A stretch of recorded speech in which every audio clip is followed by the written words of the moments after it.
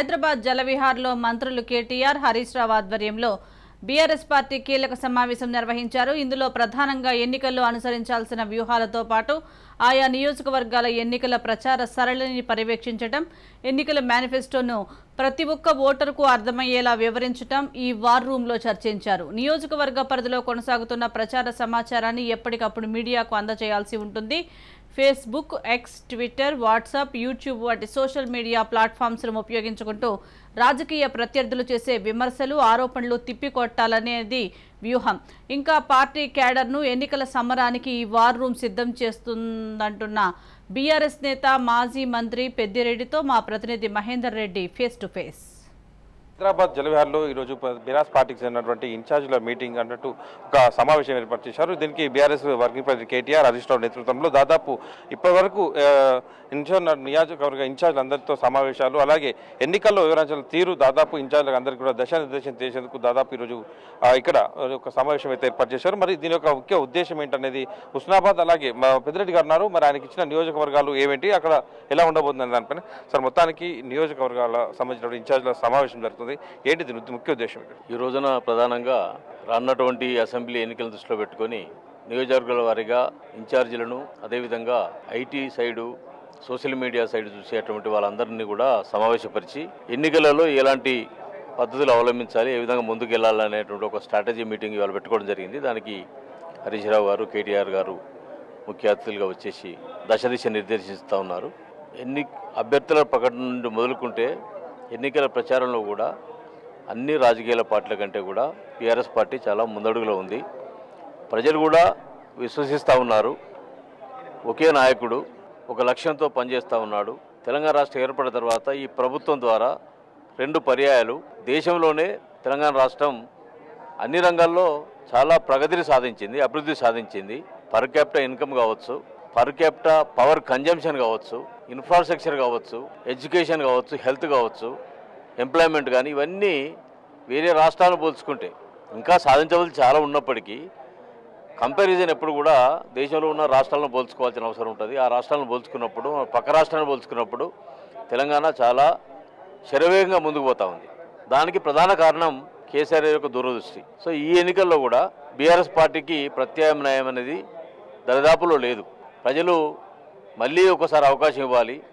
అభివృద్ధి చెందే దిశ వైపు పోతున్న ఈ ప్రభుత్వాన్ని సమర్థించినట్టయితే రానున్న ఇంకా 5 సంవత్సరాల కాలంలో ఈ తెలంగాణ రాష్ట్రం ఎక్కడికో వెళ్తుంది, దేశానికి ఆదర్శంగా మారుతుంది అనేటువంటి ఒక విశ్వాసం యువకుల్లో ఉంది, రైతుల్లో ఉంది, మహిళల్లో ఉంది, ప్రజల్లో ఉంది. కనుక 100% నాకు విశ్వాసం ఉంది.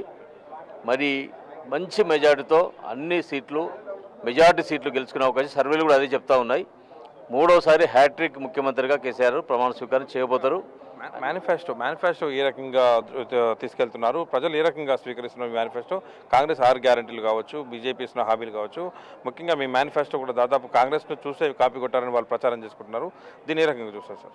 రైతు బంధు అనేది దేశంలో ఏ రాష్ట్రంలో అమలు కానటువంటిది ఈ రాష్ట్రం అమలు అవుతూ ఉంది. రైతు గ్యారంటీ అని చెప్పి వాళ్ళు ఒక ప్రకటన 15,000 చేసిళ్ళు. 10,000 ఇస్తున్నటువంటి ప్రభుత్వం దేశంలో ఏకైక రాష్ట్రం, ఏకైక ప్రభుత్వం బీఆర్ఎస్ ప్రభుత్వమే కదా. ఇచ్చేటువంటి రైతు భరోసా, రైతు బంధుకు అదనంగా పెంచి గ్యారంటీ అని చెప్పిన వాళ్ళు కాపీ కొట్టినట్ట, లేకపోతే దానికంటే ఎక్కువ ఇస్తా అని చెప్పిన వాళ్ళు కాపీ కొట్టినట్ట. ఇచ్చేవాళ్ళు ఇస్తారని నమ్మకం ఉంటుంది తప్ప ఎక్కడ ఈయన వాళ్ళు ఇక్కడ ఇస్తారని అంటే అది వాళ్ళు కాపీ కొట్టినట్టు ఓట్ల కొరకు వాళ్ళు చేసే ప్రయత్నం కిందనే ప్రజలు భావిస్తూ ఉన్నారు. వాళ్ళు ఏ 6 గ్యారెంటీలు ఉన్నాయో అన్ని గ్యారెంటీలు అవన్నీ కూడా సిలిండర్ విషయంలో కావచ్చు, లేకపోతే మహిళల విషయం కావచ్చు, రైతుల విషయంలో కావచ్చు, రైతు బీమా విషయంలో కావచ్చు, ఆరోగ్యశ్రీ విషయంలో కావచ్చు, ఇవన్నీ కూడా అమలు చేస్తూ ఉన్నటువంటి ప్రభుత్వం కదా. మళ్ళీ అమలు దాన్ని అదనంగా పెంచి అమలు చేస్తామంటే విశ్వసించేది ఈ ప్రభుత్వాన్ని తప్ప వాళ్ళున్న ప్రభుత్వాల్లో ఏ రాష్ట్రంలో అమలు కానీ చేయని వాళ్ళు పక్క కర్ణాటకలో 6 గ్యారెంటీలు ఇచ్చి 5 గంటల కరెంట్ ఇవ్వలేని పరిస్థితి, రైతులు ఆందోళన చెందుతూ ఉన్నారు. ఇక్కడ వచ్చి మళ్ళీ 3 గంటల 5 గంటల కరెంట్ వచ్చి వ్యవసాయాన్ని ఆగం చేసేటువంటి పరిస్థితుల్లో వాళ్ళ యొక్క ప్రతిపాదనలు ఉన్నాయి తప్ప వీటిని ఎవరు విశ్వసించరు. ఇంతవరకు లిస్ట్ వాళ్ళు ఫైనలైజ్ చేసుకోలేకపోతున్నారు, అభ్యర్థి ఖరారు చేసుకోలేకపోతున్నారు, ముఖ్యమంత్రి ఎవరు చెప్పుకోలేకపోతున్నారు, తెలుసుకోలేకపోతున్నారు. అంటే ఢిల్లీకి పోతూ ఉన్నారు. ఈ మధ్య ఎందుకో బీజేపీని కాస్త విమర్శించి తగ్గించి ఓన్లీ కాంగ్రెస్ పైన దృష్టి పెట్టినట్టు తెలుస్తుంది. అంటే కాంగ్రెస్ ఆ రకంగా విస్తరించింది అనుకోవాలా? ఎందుకు కాంగ్రెస్ పైన ముఖ్యంగా బీఆర్ఎస్ దృష్టి పెట్టిందని దాదాపు తెలుస్తుంది. ఆ రకంగా విమర్శలు కనిపిస్తుంది నేపథ్యం. బీజేపీ కాడి కింద పడేసింది. వాళ్ళు ఆల్మోస్ట్ ఆల్ పోటీలో ఉన్నట్టుగా కూడా ఏ సర్వేలు చెప్తలేవు. సరే, మన వ్యక్తిగతంగా విమర్శించాల్సిన అవసరం లేదు. ఏ సర్వేలు కూడా బీజేపీ పోటీలో ఉందని మాట్లాడతలేరు. కొద్దిగా గొప్ప ప్రభుత్వం 10 ఏళ్ల తర్వాత కొంత వ్యతిరేకత ఉంటుంది, సహజంగా ఉంటుంది. సో ఆ వ్యతిరేకత సొమ్ము చేసుకోవడానికి కొంత కాంగ్రెస్ ఆరాటపడుతుంది. ప్రధానంగా ఇవాళ ఏ కొద్ది పోటీ ఉంటే అది కాంగ్రెస్తో ఉంటుంది అనేది నిరోధాంశం. అది ప్రజలు మాట్లాడుకునే మాట, సర్వేలు చెప్తున్న విషయం. మీకు అప్పచెప్పిన నియోజకవర్గాలు ఏవి సార్? ఎలా ఉండబోతుంది అక్కడ? సో కరీంనగర్ పార్లమెంటు పరిధిలో ప్రధానంగా హుజురాబాద్, హుస్నాబాద్ 2 నియోజకవర్గాలు కోఆర్డినేట్ చేయమన్నారు. సరే, నాకు పరిచయాలు ఉన్నటువంటి అన్ని నియోజకవర్గాలలో గతంలో తెలుగుదేశం పార్టీలో పనిచేసిన వాళ్ళు కానీ మెజార్టీ బీఆర్ఎస్లో ఉన్నారు. అన్నిటితో పాటు ఈ 2 నియోజకవర్గాలకు ప్రత్యేకంగా కోఆర్డినేట్ చేయడం జరుగుతుంది. ఈటల ఇటు హుజురాబాద్లో అటు గజ్వేల్లో కూడా పోటీ చేస్తున్న నేపథ్యం ఎలా ఉండబోతుంది సార్? అసలు అధికారం రాని పార్టీలో ఎమ్మెల్యే గెలిచినా అభివృద్ధి నోచుకోరు కనుక హుజురాబాద్ ప్రజలు మొన్నటిసారి వేరు, మొన్న అయ్యో పాపం అని వేసినలు.